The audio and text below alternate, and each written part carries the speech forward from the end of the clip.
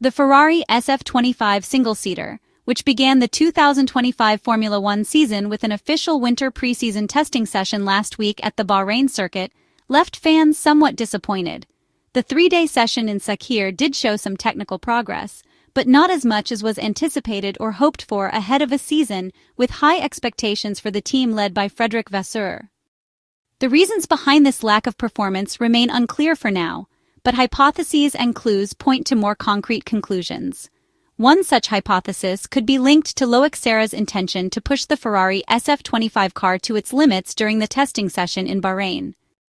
At the end of the three-day test, Ferrari's performance cannot be labeled as either negative or positive, which means that the SF-25 single-seater is awaiting its true test at the first round of the 2025 Formula One Championship, the Australian Grand Prix, which is set to take place at the 5.278-kilometer Albert Park Grand Prix circuit in Melbourne on Sunday, March 16th.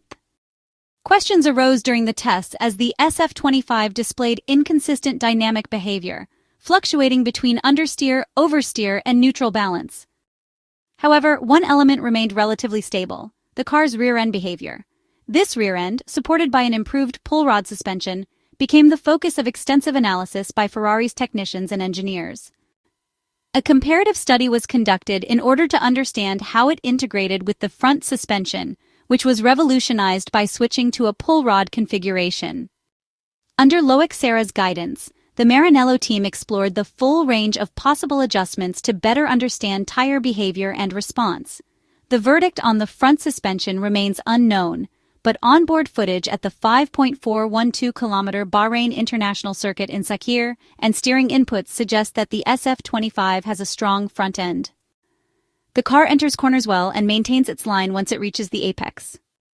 The Ferrari SF-25 hit the track in Bahrain with a medium to low downforce setup. This was evident from the choice of rear wing, which featured a pronounced V-shape to maximize aerodynamic efficiency. However, this approach does not align well with the Bahrain circuit, which favors a stable and well-planted rear end. By running a lower downforce wing, Ferrari deliberately put the SF-25 single-seater in a challenging situation, causing the rear to drift outward in high-speed, long-duration corners. Seeing the SF-25 on track, many wondered whether the setup was simply off or if the car was fundamentally flawed. However, it appears that Ferrari intentionally chose to test the new wing on a circuit that demands a solid rear end. A video recently released by the official social media accounts of Ferrari supports this theory, showing the SF-25 single-seater fitted with a different rear wing. In the footage, which captures the application of sponsor decals, stickers, and labels to the car, the SF-25 is seen with an alternative rear configuration. The onboard images reveal that this version features a medium downforce wing, frequently used on its predecessor, the SF-24. The wing seen in the video is the one many have dubbed the all-purpose wing. This configuration provides more downforce and thus greater rear stability, something Ferrari lacked during the 2025 tests.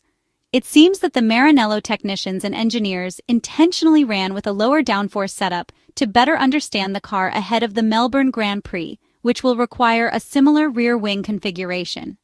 Looking back at the performance in the pre-season testing session, Red Bull, McLaren, Ferrari, and Mercedes have unsurprisingly remained tightly matched on their winter runs in Bahrain, with McLaren possibly having an edge. Mercedes may have taken their time to get to this point after 3 unpredictable seasons, but it appears they have found consistency. The W16 looks well-balanced, and George Russell pronounced in Bahrain that it is the best Mercedes he has driven. Ferrari, too, are thereabouts. Lewis Hamilton, Charles Leclerc, and the team principal, Frederic Vasseur, are guarded but pleased.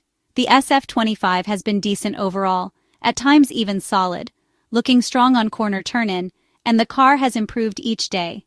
More is likely to come given that the Monegasque driver considered that it had given them no surprises and was ready to be exploited. Ferrari may yet still be a dark prancing horse at the front. Red Bull, meanwhile, had the task of addressing the issues that had plagued it in the second half of last season, a lack of balance leading to a testing, unpredictable ride that Max Verstappen decried as a monster. Interestingly, the RB21 is strikingly similar to last year's model, but the team insist a raft of aero developments have been made, and their motorsport consultant, Helmut Marko, was convinced the issues had been solved. That said, the test did not go entirely smoothly, and Red Bull were putting in a lot of time experimenting and adapting setups, suggesting they are still not quite where they want to be. Constructors' champions last season, when they narrowly defeated Ferrari after a very close battle, McLaren finished strongly and the winter has been productive. The MCL39 appears to have a genuine edge on a competitive field. Both Lando Norris and Oscar Piastri were circumspect about their car, and it did demonstrate a spot of instability in the rear, but their confidence on track has been palpable. They look to have taken the stable platform of last season and improved it with the long-run race simulations presenting a fearsome pace, even given all the usual caveats of fuel loads, temperatures, and card holding in testing. When off the leash for a burst of potentially qualifying pace, it was impressive on the brief occasions McLaren opted to show their hand. Lando Norris aborting one flying lap that would have set tongues wagging. That early show of pace has not gone unnoticed by the other teams, with Lewis Hamilton among others acknowledging that McLaren are set to be sharp from the off the start. Lando Norris has long craved for a tilt at the Formula One Championship. After narrowly missing out on the F1 2024 Constructors' title to McLaren, Ferrari has not stood still going into the final year of these regulations, putting together an SF-25, which team principal Frederic Vasseur had described as completely new. Whether a nasty setup had anything to do with Ferrari switching from a pushrod to pull-rod front suspension among their SF-25 changes is of course unclear, but several F1 insiders warned that slightly worse vehicle dynamics is usually a symptom of such a move. And at the 3-day Bahrain testing session, Red Bull team principal Christian Horner highlighted the Ferrari SF-25 as the differentiator in a grid of cars, all looking very similar for the 2025 Formula One Championship, especially considering the fact that it is the final year before the next major technical revolution. Where it will fall out in the pecking order remains to be seen, but as Ferrari's Charles Leclerc has been saying quite a few times, the Maranello team still have quite a bit of work to be ready for Melbourne, where the season gets underway in less than 2 weeks' time. It will most likely be close out front, but McLaren certainly seemed to have an edge over their rivals, in a car that was generally doing what they wanted it to do.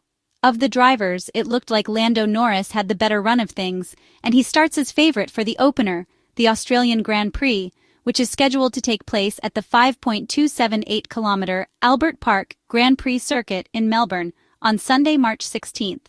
While Ferrari, McLaren, Red Bull, and Mercedes will clearly have their eye on 2026 development early, small wins and losses through 2025 upgrades can make a massive impact, not least with a tightening up of aero-elasticity rules, due to come into force after the Spanish Grand Prix at the Barcelona circuit in June.